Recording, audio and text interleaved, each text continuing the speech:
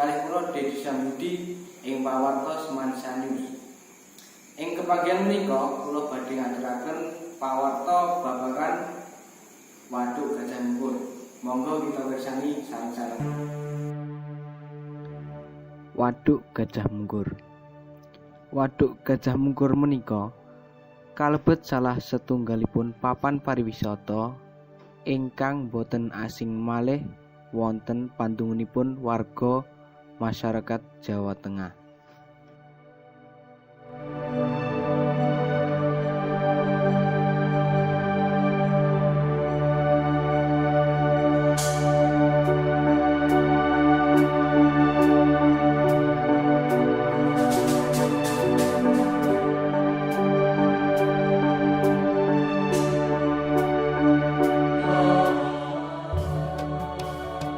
Waduk Gajah Mungkur mapan wonten tlatah Godian Sendang Wonogiri.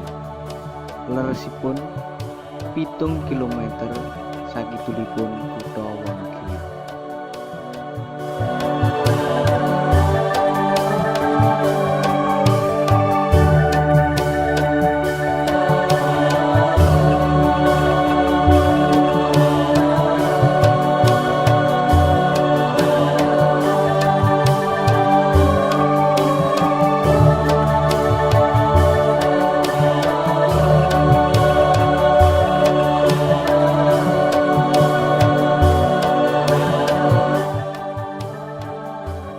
Waduk menika anjangkep gangsal kecamatan Uninjih, Wonogiri, Baturetno, Wuryantara, Iramaka lan Nguntaranadi.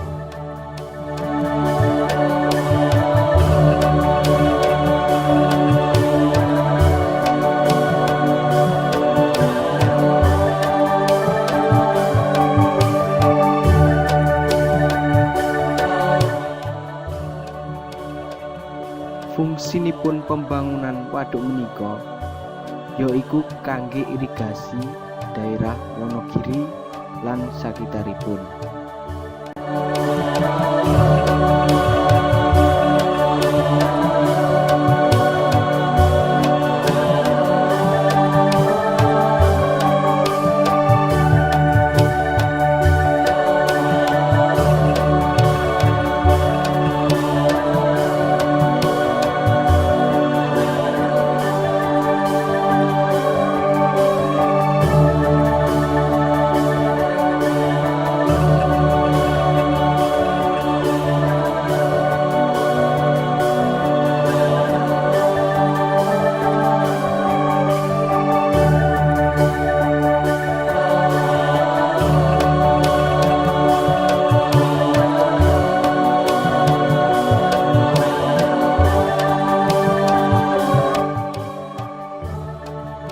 Ing Waduk Gajah Mungkur ugi wonten waterboom, kebun binatang, pasar tradisional, karamba, lan lapangan pagelaran kabudayan Wonogiri.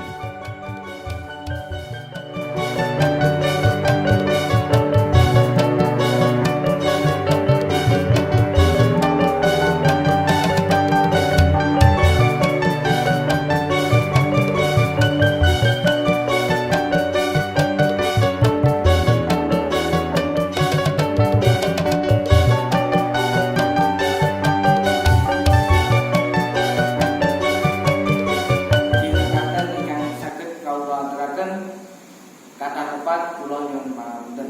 Wassalamualaikum warahmatullahi wabarakatuh.